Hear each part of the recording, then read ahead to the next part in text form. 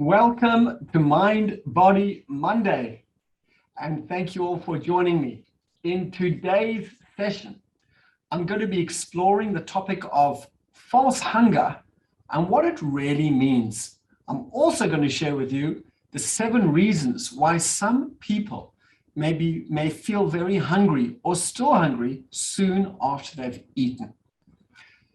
Because it's Mind Body Monday, I always like to share a topic from my practice. And quite often, patients will tell me that they feel hungry shortly after eating a meal, just an hour or so. And they find themselves rummaging through the fridge or the pantry looking for something to eat, even though they've just eaten. I'm curious, if you're willing, go ahead and write in the chat if this is something you recognize. I know with myself, I have found myself doing this too until I learned the same strategies that I'm going to share with you today, which put that in its place. So go ahead, type in the chat if this is something you've experienced where you've just eaten a meal and you still found yourself shortly thereafter rummaging through the fridge or the pantry or looking for something to eat. And as you're doing that, for those of you who are new to Mind Body Monday, welcome. My name is Avraham Gundle. I'm the founder and director for the Center for Integrated Medicine. I'm trained as an osteopath, and I practice functional and integrated medicine. And over the last 30 years or so in private practice, I've been privileged to have helped thousands of patients recover from chronic illnesses, be it digestive problems, anxiety, autoimmune conditions, diabetes type 2, anxiety, and eczema, etc. In a healthy body, hunger is a natural cue that signals the need to refuel. Now, this signaling can take different forms. Sometimes it could be a gentle growl. It could be a possibility of being irritable, inability to concentrate, maybe being tired, or rarely is it a genuine feeling of being hungry. Fortunately, most of us have never really experienced real hunger. The downside of this is that any mild digestive discomfort or just thinking of food, or it's that time, it's 1 o'clock or whatever it happens to be, may trick us into thinking that we are hungry when we are not. Eating when we are not hungry can cause weight gain and other issues like high blood sugar levels. So for this reason, I'm a fan of intermittent fasting. I encourage most of my patients to give the digestive system a little bit of a reset and to start with an overnight fast of just 12 hours from the end of dinner until the morning or whenever the next meal is going to be, because this has many, many benefits. One of them is to sensitize people to a genuine feeling of being hungry, which is a wholesome and healthy thing. This is important also because it's easier to distinguish between real hunger and false hunger. Now, that being said, there are many very good reasons to eat even if you are not hungry. And some of these relate to each individual's circadian rhythms, social needs, work schedule, traveling, etc. So a certain amount of flexibility is really needed. I'm going to share with you 7 reasons why most of my patients still feel hungry after they've eaten a meal about an hour or so later. Some of these reasons are obvious and some of them are quite surprising. I'm going to start with quite a surprising or less obvious reason. I'm going to end off with one of those as well. And in the middle, we'll have some more common ones, but it's good to call them out and clarify them. So the first one is really eating while being distracted. Most of us, myself included, lead busy, fast-paced lives where we think multitasking is a good thing. Although sometimes it could be a time saver, research has shown that eating while being distracted is actually quite detrimental to our health and well-being. It's associated with an increased appetite and increased calorific intake and obviously the ensuing weight gain. There's an interesting study where there were 88 women who were instructed to either eat while distracted or eat in silence. So the interesting thing was those who ate being distracted were less full and had significantly greater desire to eat more through the day compared to those non-distracted eaters. So to avoid eating in a distracted way, try mindfulness, minimizing screen time, and perhaps silencing phones. What I like to do is I actually turn my phone off and put it on the table or outside the kitchen. That way, especially if I'm eating with family, that way we can connect without the buzz of the phone. This will also allow us to sit down, to taste our food, to connect with our food, to enjoy it, and involve all our senses, our tastes, the colors, the aromas, and all this will connect us to a mindful approach to eating. And the net effect is to cultivate a greater sense of gratitude. All this helps us to feel more full and more nourished, even at a soul level. So the next point, the next of the 7, is really when the last meal that was eaten was not balanced. Now, this is a complex point, so bear with me here because there are some key takeaways. There are 4 specific points here. 1 relates to protein, 1 fats, 1 carbs, and 1 fiber. It may sound obvious, but bear with me because there's some interesting research here. So the first is, some of my patients don't have enough protein for their body weight or their requirements. The interesting thing is that protein has hunger reducing properties, and it may help you to automatically consume less calories through the day. It works by increasing production of hormones that signal fullness and reducing levels of hormones that stimulate hunger. So protein is an important piece of this puzzle. In one study, overweight men consumed 25% of their calories from protein for 12 weeks and experienced 50% reduction in the desire for late night snacking compared to a group that ate less protein. So this is a big one. There's another point relating to quality eating, and that is the importance of quality fat. Fat plays a key role in keeping us full and feeling satisfied. This is partly due to the slow rate at which fat is processed and the increase in what's called transit time, the amount of time the fat is in our digestive system. Additionally, eating fat may lead to the release of various fullness-promoting hormones. So in my daily routine, I make sure to include quality fats like MCT from coconut oil, olive oil, quality nuts, and I include avocados and eggs. The third point within the quality food issue is too many refined carbs. This is a biggie. Refined carbs are those that are stripped of their minerals and vitamins, things like white flour, pastas, and breads that are highly processed. Eating refined carbs leads to a rapid spike in blood sugar levels. And what happens is this leads to a sudden increase in insulin levels. So when there's a lot of insulin released at once, it quickly removes sugar from the bloodstream.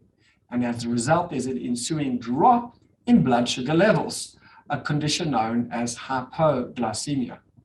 So low blood sugar levels signal your body that it needs more food, which is another reason why people may feel hungry if they eat poor quality carbs, refined carbs, as a regular part of their diet. So this is a quick fix, a simple switch from refined carbs to complex carbs like whole grains, legumes. I personally enjoy sprouted grains, and I make a sprouted spelt bread. And I even ferment that to make a sprouted sourdough bread as well. So this really enhances digestion and enhances a feeling of fullness that lasts for a long time. The last point here within quality eating is to ensure the proper amount of fiber. If your diet lacks the right amount of fiber, then feeling hungry frequently is the net result. The right types of fiber regulate ghrelin levels. This is a hormone that helps to regulate the appetite. So simply adding 1 or 2 tablespoons of a quality fiber like ground flax seeds or chia seeds or hemp seeds, oats or leeks or artichokes should make a big difference and have many other healthy benefits as well. So let's just summarize this last point because it was quite nutrient dense. A balanced diet is important, which means quality proteins, fats, and carbs, and fiber as well. And this will give us the long-standing impact of a quality meal without being hungry afterwards. The third of our 7 is getting enough deep, restorative sleep. So getting deep, restorative sleep is a key factor in appetite control. This is because sleep regulates, there's that hormone again, ghrelin. This is an appetite stimulating hormone. A lack of sleep leads to ghrelin levels going up, which stimulates the appetite. So people who are sleep deprived tend to eat more. So getting enough sleep also ensures adequate levels of another hormone called leptin that promotes feelings of fullness. I myself use an Oura ring. I'll just show it up for you. This is a ring that I wear at night. It's an electronic piece of hardware that I just slip over my finger at night, and it tracks my sleep. And in the morning, I sync it with my phone, and I get a full tracker of the quality of my sleep, the depth of my sleep, my pulse, my heart rate, and most importantly, something called HRV, heart rate variability. Another topic perhaps for another time. But this way, I'm able to track my sleep and ensure that at least one aspect of my life is in place, because I've found that this is a big factor when I'm working with patients in the clinic, that their sleep schedules are off, and those who track their sleep do so much better because it's quite simple. What you can measure, you can manage, and what you don't measure, it's very, very hard to manage. So the 4th point relates to stress. Sustained high stress increases the appetite. This is mostly due to its effect on increasing cortisol levels, which is a hormone that promotes hunger and food cravings. And in one study, women who were exposed to high stress over a fair amount of time consumed more calories throughout the day and ate significantly more sweeter foods through the day than women who were not stressed. So building simple strategies into your daily routine to proactively manage stress is a great way to start. Experiment with things like meditation, deep breathing, and of course, exercise. These aren't things to fall back on when you're feeling stress only, but to build into your daily or weekly routine is so important for long-term health and well-being. Just as an aside, recent research shows that only 20 to 30% of our total health is dependent on genetics, inherited genetic aspects. The 70 to 80% is a function of lifestyle choices that impact the quality of our life. So this is a very important piece of research to bear in mind, that we have much more control than we may have thought of regarding our health and well-being. Point number 5 is regarding proper hydration. And I know so many of us have heard about drinking properly, but the key piece here is that feelings of thirst can be mistaken for feelings of hunger. If you're always hungry, it may be good just to drink a glass or 2 of water to find out maybe you're just thirsty. This point is very important. The next one is about hunger and certain medications. Several medications may increase appetite as a side effect. So medications like mood stabilizers or long-term steroid use or anti-seizure medications can all increase one's appetite. So if you suspect that medication could be behind your hunger pangs after you've eaten a full meal, check this out with your prescribing physician, because there often are either simple tweaks you can do or other medications that won't have these side effects. And the last point here is the surprising one, which is eating too fast. That's right, eating too fast. The speed at which you eat plays a critical role in how hungry you are. In one study, fast eaters consumed 10% more calories at a meal and reported significantly less fullness compared to slow eaters. That means they ate more and felt less full. Now, these effects are partly due to the lack of chewing and reduced awareness that occur when you eat too fast. Both are necessary to alleviate feelings of hunger. Additionally, there's another point here. Eating slowly and chewing thoroughly gives your body and brain time to release anti-hunger hormones and convey feelings of fullness. This is where techniques of mindfulness and mindful eating comes in again. So if you're hungry, it may be after you've eaten a good meal. This can be due to just simply eating too fast.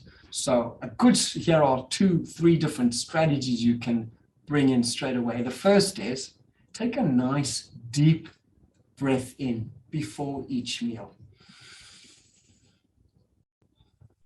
This way it grounds you, it centers you, and it brings you back to what you're about to do with mindfulness awareness. The other is to put your fork down between bites. This is another mindfulness eating strategy. And lastly, increasing the number of times you actually chew your food. This will also have a great impact on feeling full and being able to absorb and assimilate all the food that you're eating. So here's a quick summary. Eating while distracted is a problem with regards to this topic of feeling hungry after you've eaten. If your last meal wasn't balanced adequately with good quality proteins, quality fats, fiber, and complex carbs, it's something to consider. Ensuring to track and get enough deep restorative sleep, managing stress levels, staying well hydrated, and the relationship between hunger and certain medications, especially mood regulating medications, and then slow down when you eat. That way you get to enjoy your food better. So I'd like to end this Mind Body Monday with a challenge, and then I'm going to take a look at the chat. So if you feel hungry after you've just eaten a meal, experiment with any one or more of these 7 strategies. Let me just take a quick look at the chat and see what's come up here. Okay, great. So thanks once again for joining me on Mind Body Monday, and I look forward to connecting with you next week. And remember, Mind Body Monday is where self-care is the heart of healthcare. All you need to do is take one simple step forward to enhance your health and well-being in mind, body, and spirit. Hope to see you next week.